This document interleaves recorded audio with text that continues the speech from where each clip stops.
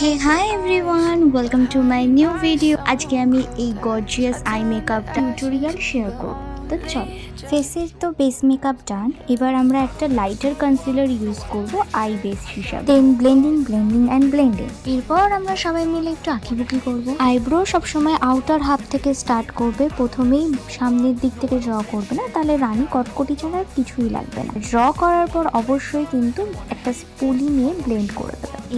এরপর হচ্ছে যার জন্য পুরো ভিডিওটা আই মেকআপ। তো প্রথমে ক্রিজ লাইন বরাবর একটা ট্রানজিশন শেড ইউজ করবে। যেহেতু গ্রিন স্মোকি আইস, তার জন্য একটা ডার্ক গ্রিন কালার পিক করে নিয়ে এরকম একটা ফ্ল্যাট ফ্লাফি ব্রাশ দিয়ে ড্যাপ ট্যাপ করে আইলিডে ডিপোজিট করবে কালারটা।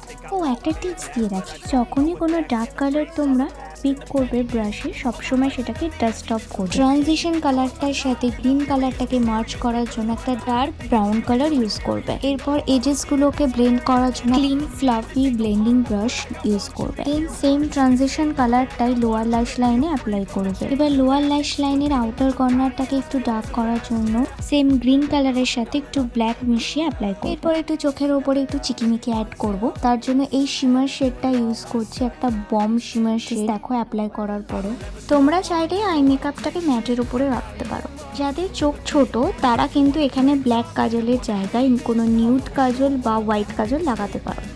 এরপর চোখের পালকগুলোকেও একটু চুলের মতো কার্ল করে নেব। সত্যি কথা বলতে বাবু, ওই ফলস ল্যাশ লাগাতে আমার বড্ড ল্যাগ লাগে। চোখের সাথে পাল্লা দিয়ে ঠোঁটটাকে একটু চকচকে দেখাতে হবে কি না, এর জন্যই এখানে আমি একটা লিপ জেল ইউজ করেছি।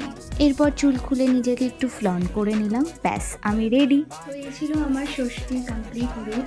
তোমাদের যদি এই আই লুকটা আর এই পুরো টোটাল মেকআপ ভিডিওটা ভালো লাগে তাহলে আমার চ্যানেলটাকে অবশ্যই সাবস্ক্রাইব করে দেবে আর বেল আইকনটা প্রেস করে। নেক্সট আমি অষ্টমী লুক নিয়ে খুব তাড়াতাড়ি আসছি। দেখা হচ্ছে অন্য কোনো ভিডিওতে।